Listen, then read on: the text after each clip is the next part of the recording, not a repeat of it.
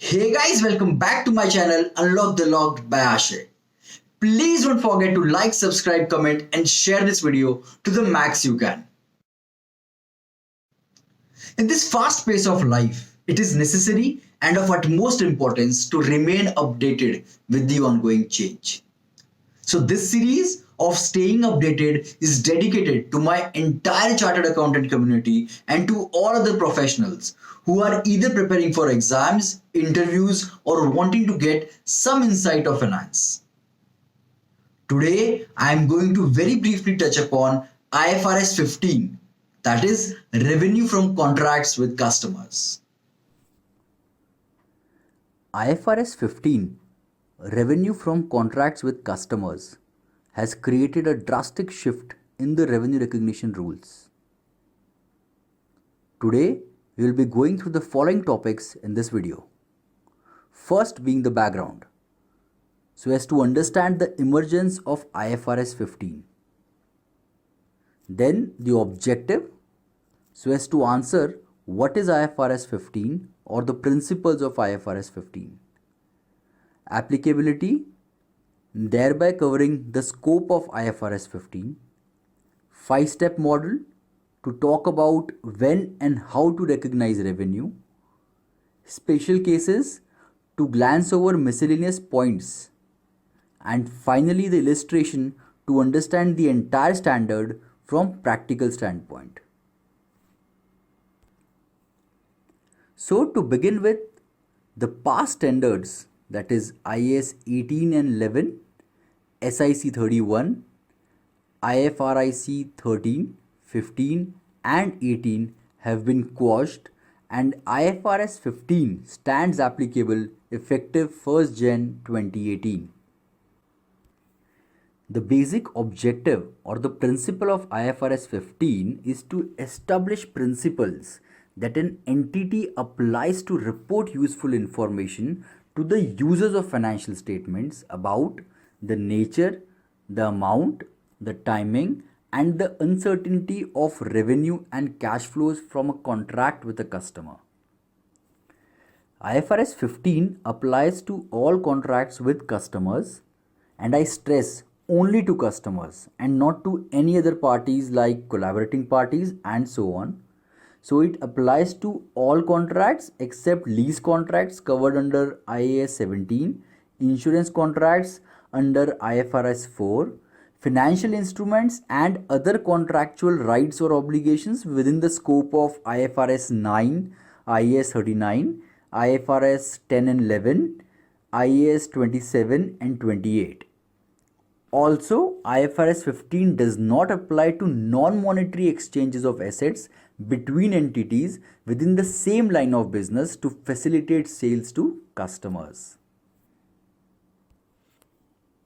Now let's understand the when and how of recognizing revenue through 5-step model.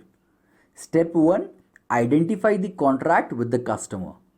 Step 2, identify the individual performance obligation in the contract. Step 3, determine the transaction price.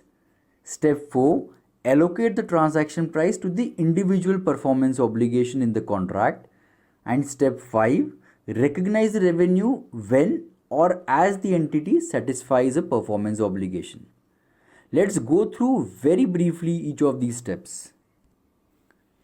Step 1, identify the contract with the customer. So what is a contract? Contract is an agreement between two or more parties to sell goods or provide services, creating enforceable rights and obligations. This contract can be either written or oral. Further, every contract must have 5 attributes. First, parties have approved the contract and are committed to perform their obligations. Second, each party's rights with respect to the goods or services to be transferred can be identified. Third, the payment terms for goods or services can be identified. Fourth, the contract has commercial substance.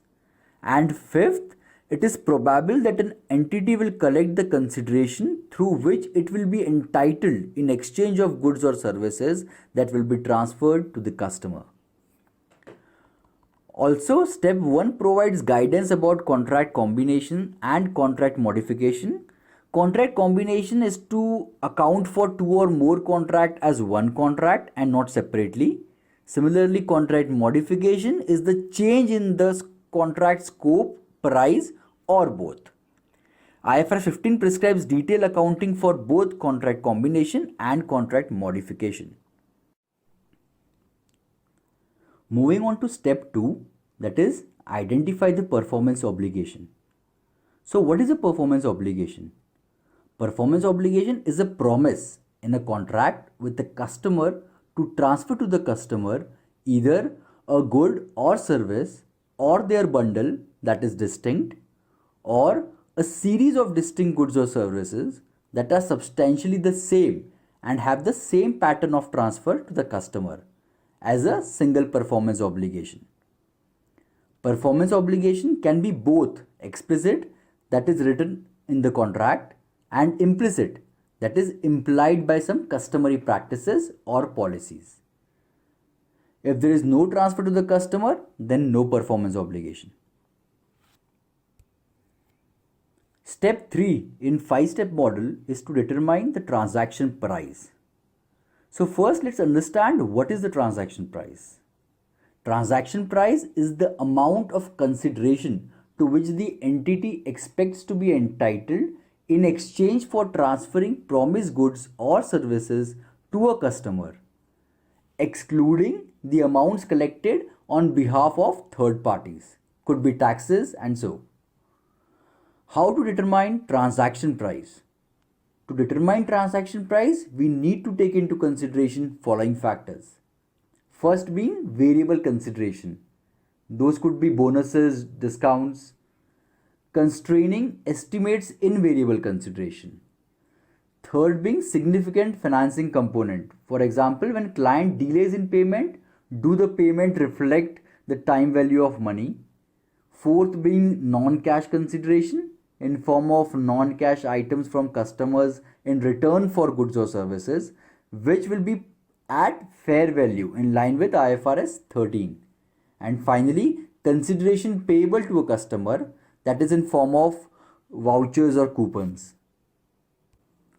Step number 4 is to allocate transaction price. Now what's the objective of allocating transaction price? The objective is to allocate transaction price to each performance obligation in an amount that depicts the amount of consideration for transferring promised goods or services to the customer. And how to allocate transaction price? It is allocated in proportion to relative standalone selling price. Exceptions are allocating discounts and allocating variable considerations. However, what is standalone selling price? Standalone selling price is the price at which the entity would sell promised goods or services on a standalone basis, and that too at contract inception. And how to determine standalone selling prices? First, take observable selling prices, and if observable selling prices are not available, make estimates. So the final step in revenue recognition model is to recognize the revenue when or as the entity satisfies a performance obligation. So when is the performance obligation satisfied? Performance obligation is satisfied when a promised goods or services is transferred to a customer. And this happens when the control over goods or services is transferred. And how can a performance obligation be satisfied? A performance obligation can be satisfied either over time or at a point of time. Over time, that is, control is passed to the customer over some period of time, and at the point of time, that is, control is retained by the supplier until it is transferred at some moment. Besides, IFRS 15 sets few criteria when revenue is recognized over time. In all other cases, revenue is recognized at the point of time. Moreover, it also talks about input and output method to measure progress towards completion. Moving further, there are few special cases covered in IFRS 15 like principal versus agent consideration, non-refundable upfront fees, customer options for additional goods or services, and so on. Now let's understand the 5-step model with a very simple illustration. XYZ Limited entered into a contract with ABC Limited to provide a custom-made sofa frame. Contract price is $3,000, including delivery and installation. XYZ Limited does not provide installation services separately. Standalone market prices are installation being $200, delivery $200, and similar price of custom made sofa frame is $2,800. So now let's analyze this problem by breaking into 5-step model. First step being identifying the contract. This is clearly stated and satisfied. Second being identifying the performance obligation. So here are the two performance obligation. First being delivery of sofa frame because it is distinct. It is service that can be provided separately and separately identifiable. And second being the sofa frame and installation. Since XYZ Limited does not provide installation service separately, it does not meet the criteria of distinct service and hence it is treated as one service obligation. Step 3 being determining the transaction price. Transaction price is fixed, that is $3,000. Step 4 is allocating the transaction price. So let's see how to allocate the transaction price. We are having two separate performance obligations, first being the delivery of sofa frame and second being sofa frame and the installation. The transaction price of both of them is $3,000. As against that, the standalone selling price of delivery is $200. Sofa frame and installation is $3,000.